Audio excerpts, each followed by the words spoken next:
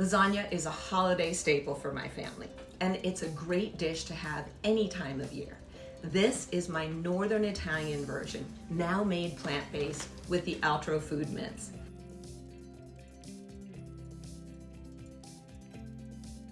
And yes, I even made a vegan bechamel, and it's gluten-free pasta, so it's great for digestion.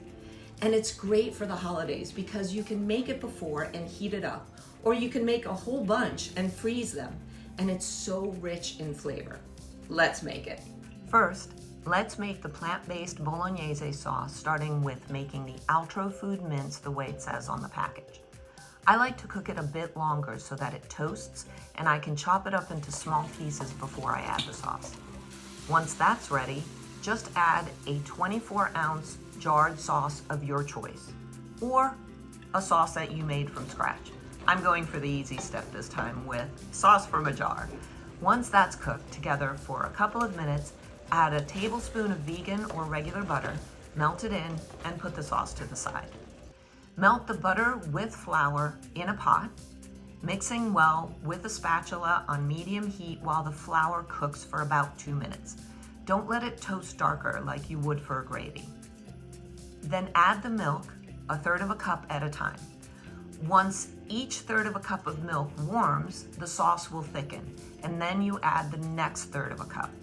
Make sure that you both whisk the sauce vigorously and regularly, and also use a spatula to get any of the thicker parts from off of the bottom and the bottom rims of the pot. The best kind of plant-based milk to use is one that has a certain amount of fat and a little bit of sweetness, which matches more to cow's milk. I use the Milkadamia unsweetened barista blend with a little bit of the sweetened barista blend. Once the last part of the milk is in and warmed up, enough that little bubbles are showing up on top of the bechamel, add a dash of nutmeg. Not too much because it can be overwhelming. Then add 2/3 of a cup of grated Parmesan cheese and melt it in. The best vegan options are this Violife one or the one by Trader Joe's. Now it's time to put the lasagna together. I use oven-ready lasagna sheets, meaning you don't have to cook them first. Mine are gluten-free, but companies like Barilla make the regular wheat ones. I suggest that you soak them in warm water for a couple of minutes before you use them, because they soak up moisture in the cooking.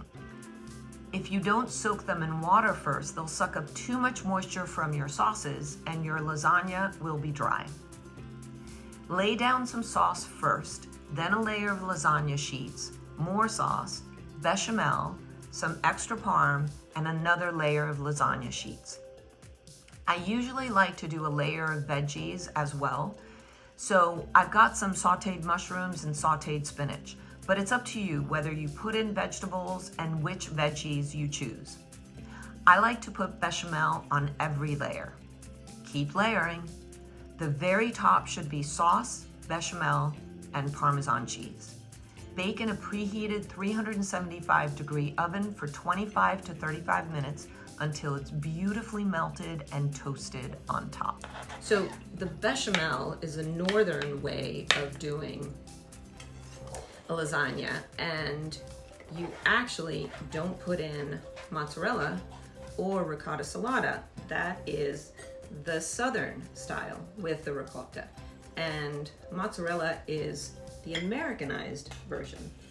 And I also always put a little bit of vegetables, which you saw. Okay, here we go. Oh, it's hot. Oh my God.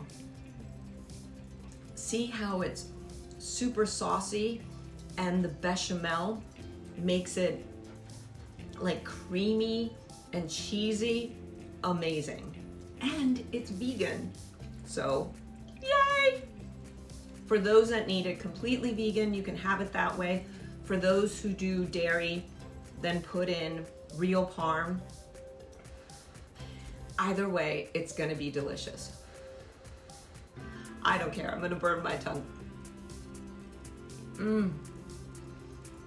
So good. Make it, trust me. have wonderful holidays. And when you make this, you're always gonna have a great meal.